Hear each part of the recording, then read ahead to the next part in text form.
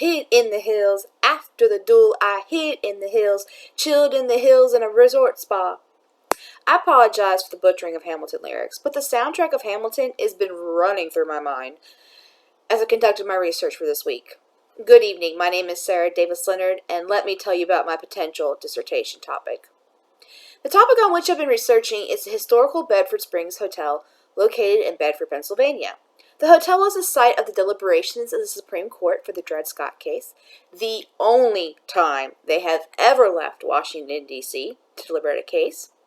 And it was also a location for the detention of captured Japanese embassy staff and Ambassador Hiroshi Oshima in the summer of 1945.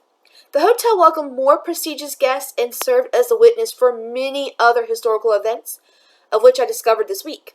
Before I proceed further into the research and my discoveries, or lack of, I wanted to discuss the actual databases.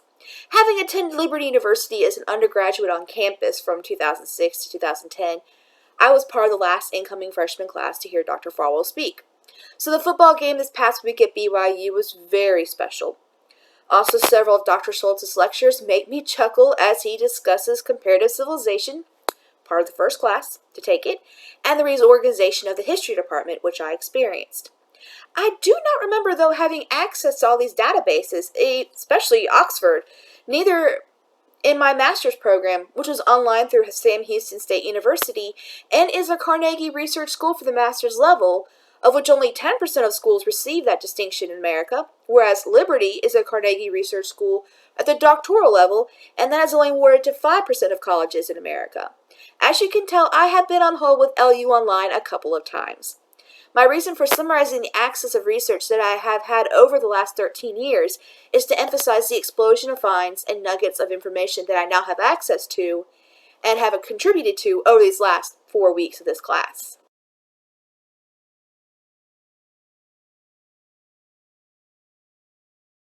Result 1.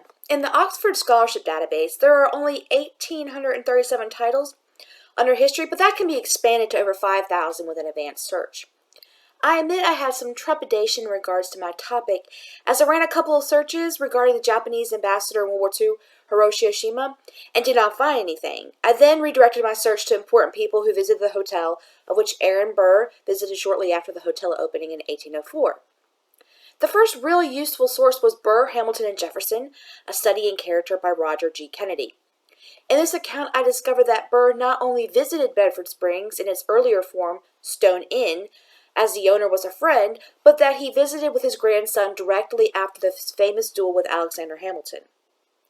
Kennedy also states that Burr visited Bedford many times, and it became a location where his speculation of fame in the West, which later resulted in his treason trial in Richmond, occurred. Well, at this point, I was elated. Then I found a footnote regarding a letter written to Burr by the stepson of John Jay, and the location of the letter was Bedford. My research then took another direction, as his letter discussed Burr's 1804 gubernatorial campaign, which Hamilton publicly attacked him during, resulting in Burr's loss to the polls, and many believe that the duel a few months later was a result.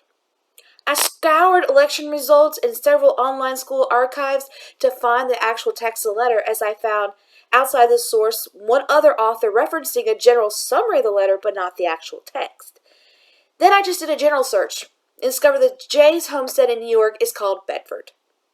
The hours of misdirection I spent taught me an important lesson of misconceptions, one as a teacher I tried to avoid, especially with ELLs.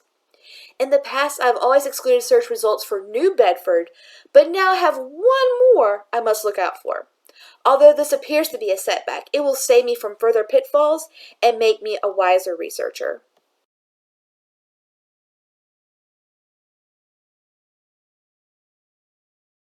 Result 2. I must admit that I've been puzzled on why did the Supreme Court visit Bedford, Pennsylvania, besides the connection to James Buchanan as the hotel served as his summer White House. So this is the topic of my second search. There were 27 results for this search, which gave me plenty to look through. In the book James Buchanan and the Coming of the Civil War by Michael J. Berkner and John W. Quist, it opens with the Dred Scott case and Buchanan's administration approach. This is very interesting, as Buchanan immersed himself in an ongoing Supreme Court case, which today would call for hearings of impeachment. The author's argument is that Buchanan was so against the case, is he saw the issue being constitutional, that he not only released his support for the court's ruling before it was released, but that he conspired with Taney, the Chief Justice. Abraham Lincoln believed there was a conspiracy, as Buchanan whispered to Taney during his inauguration, which was interpreted to be about slavery in the Dred Scott case. The account, however, does not mention Bedford in connection to Dred Scott, but that Buchanan went there after his presidency, where he would rail against the policies of the government. If the authors were provided with the information showing the court visited Buchanan's summer White House, their conclusions on conspiracy might change. As I said, Lincoln thought there was one and used it in his campaign, and his concerns might have been justified if he knew the court left D.C. to visit Bedford Springs, as it was a famous resort by then, and probably was reported in the Bedford Gazette, which has been published since 1805. This just further increases my interest into answering the question, how did this historical hotel vanish from the historical narrative of our country?